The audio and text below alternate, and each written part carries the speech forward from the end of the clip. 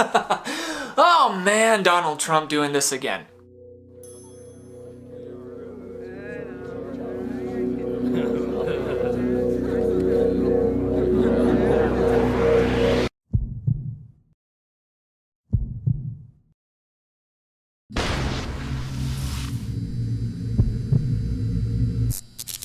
So today we're gonna go ahead and talk about the art of the handshake and what on earth is going on with Donald Trump's handshake. I'm gonna be discussing what's going on in these different handshakes. So first one, Trump's meeting with the Japanese Prime Minister, and just get this.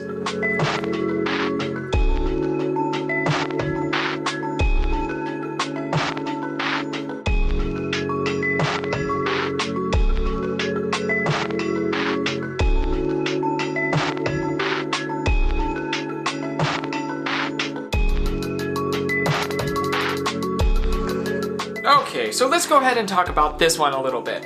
So right off the bat, Trump's in a rough position.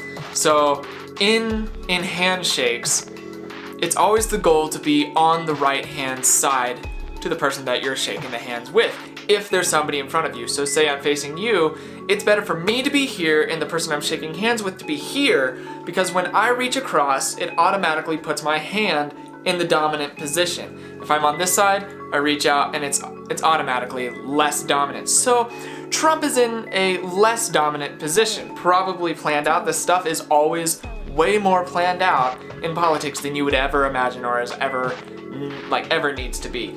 So the next thing that he does is when he's shaking hands, he's already in the less dominant position. His hand is already open like this. So the first thing that he does is he does this thing where he puts his hand on top of the Japanese Prime Minister's hand.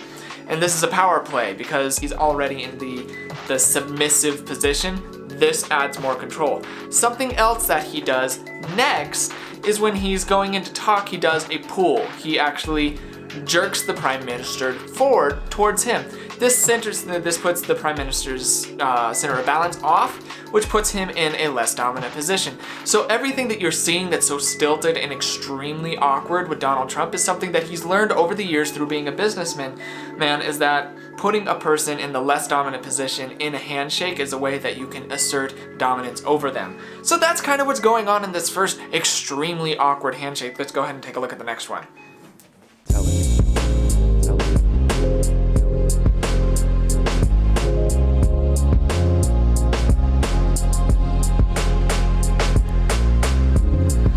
Okay, so this one, I'm not sure, I don't know who this is with. I'm not focusing on who this is with or why this is all done, but I'm going to tell you why he addressed this handshake or did this handshake the way he did. So, as you can see, when they first go in, the gentleman that he's shaking hands with goes in and steps forward and puts his left hand on Donald Trump's right shoulder. This is a power play. The step forward and the hand on the right shoulder, this is something that's intended to assert dominance over Donald Trump. Now, when Donald understands this is happening, you could see as they're shaking hands, he turns his hand over and forces the other guy to take a submissive handshake hold. So as he turns his hand over, this is something that's a counteractive power play. Then he turns his body to where his hand's in front, once again asserting a dominance hold to the people, the photographers that are off in the distance this way, and then he gestures first, which means that he's in complete control of the situation. Once again, this is another power play played by Donald Trump to prove that he is dominant over his competition, over the other world leaders, over the other politicians. Let's go ahead and take a look at the next one. Tell it.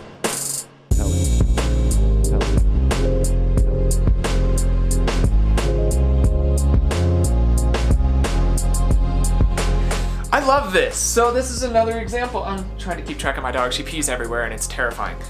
So this is another example of where Donald is on the left-hand side, automatically making it to where he has to put his hand out this way, and it puts him in the less powerful, less dominant position. So he takes this gentleman's hand. Once again, I don't know. I don't know. I'm not into politics. I really don't care. The body language distracts me too much, as you can see. So he takes the gentleman and he pulls him off his balance, and that makes it to where he has to step forward. It throws him off his balance. He's automatically in a more submissive air, like it gives a more submissive vibe about him. And then he does it again a second time, which it really does. It throws people off balance. A lot of the times people are trying to be a little bit more subtle than that, than Donald is.